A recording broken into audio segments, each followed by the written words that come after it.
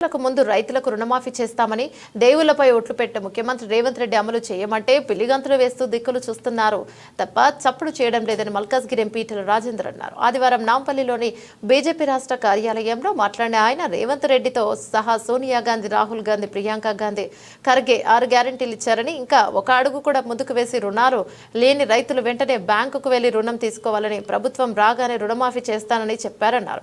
రైతులకు ఇచ్చిన హామీలను నెరవేర్చేలా ప్రభుత్వం మెడలు ఒత్తిడి తీసుకురావాలనే లక్ష్యం. సోమవారం ఉదయం 11 గంటల నుంచి మంగళవారం ఉదయం 11 గంటల వరకు 24 గంటల పాటు ఇందిరా పార్క్ వద్ద రైతు దీక్ష కార్యక్రమం నిర్వహిస్తున్నామని చెప్పారు. ధర్నాలో పెద్ద ఎత్తున రైతులతో పాటు ఎంపీలు, ఎమ్మెల్యేలు, బీజేపీ నాయకులందరూ పాల్గొంటారని వెల్లడించారు.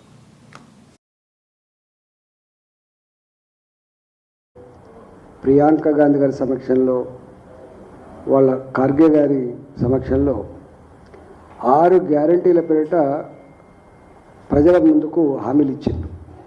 అందులో ఒక గ్యారెంటీ రైతు రుణమాఫీ, రైతు బంధు, 500 రూపాయల క్వింటాలకు బోనస్, కౌలు రైతుకి కూడా రైతు బంధు అమలు చేస్తా అని చెప్పడం, చివరికి రైతు కూలీలకు కూడా నెలకు 1000 రూపాయలు చొప్పున 12,000 రూపాయలు ఇస్తా అని చెప్పింది.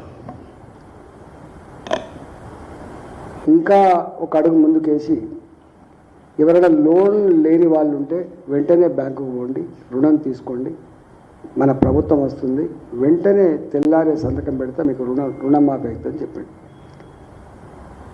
3 నెలలు గడిచింది, 4 నెలలు గడిచింది, పిల్లి గంతులు వేస్తుంటే రేవంత్ రెడ్డి తప్ప, దిక్కులు చూస్తుంటే తప్ప ఎక్కడ సప్పుడు లేదు.